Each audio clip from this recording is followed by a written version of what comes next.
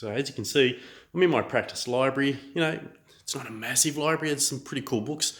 I have this here for as it says up here, it's a lending library for my patients to be able to access. And if you want to be able to create a book, if you want to, come up with an idea and you browse through a book, it can be your own library or anything like that, and you start just going through looking and saying, well, what's in here that I could be inspired by? And you go, oh, hang on, here's a book. It's the anxiety cure, and you might go, well, you know what? That's not specifically from a chiropractic area of interest. So maybe I'm going to look at dealing with stress, anxiety from a chiropractic point of view.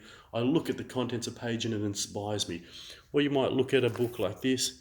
Why people don't heal and how they can. Carolyn Myers. Look, this is an incredible metaphysical book. One of my favourite authors is Carolyn Myers, and I love her material. And you might look at this and say, look, the number one reason that people don't heal is because there is interference to their spine and nervous system. And so that inspires you to say, I do want to write a book from that context. I look at the ideas she's presenting. I'm getting a little bit inspired by being able to do that. And so again, you just wander around and you look again. Oh, it's a fantastic book. I mean, Jen did a great job with well-adjusted kids.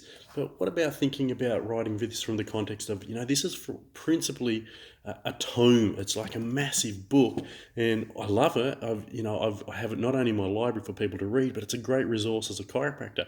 But what if you wanted to make something a little bit more accessible?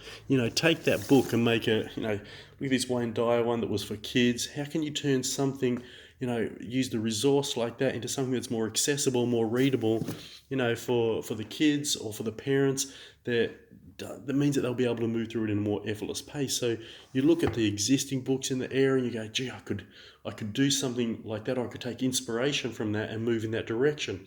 And of course, we've still got this incredible book, Breaking the Habit of Being Yourself, Joe Dispenza. Again, so steeped in science. It's a deep, heavy book. I mean, I've read it, I've used it, I applied it in my own life. But what about maybe writing a workbook that utilizes all that as a resource and leads that in the direction of helping clients have their own breakthroughs in a more easily accessible way? And then we've got this book up here, 4 Weeks to Wellness.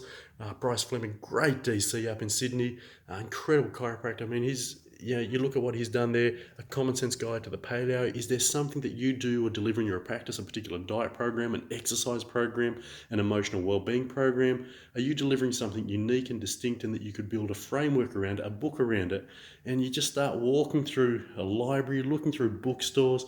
As you go through the material and the content, you start to realize inspiration is everywhere, and you can take inspiration from the titles of the book, from the materials that are there, and then start to realize you can come up with your own ideas, start producing and generating your own books.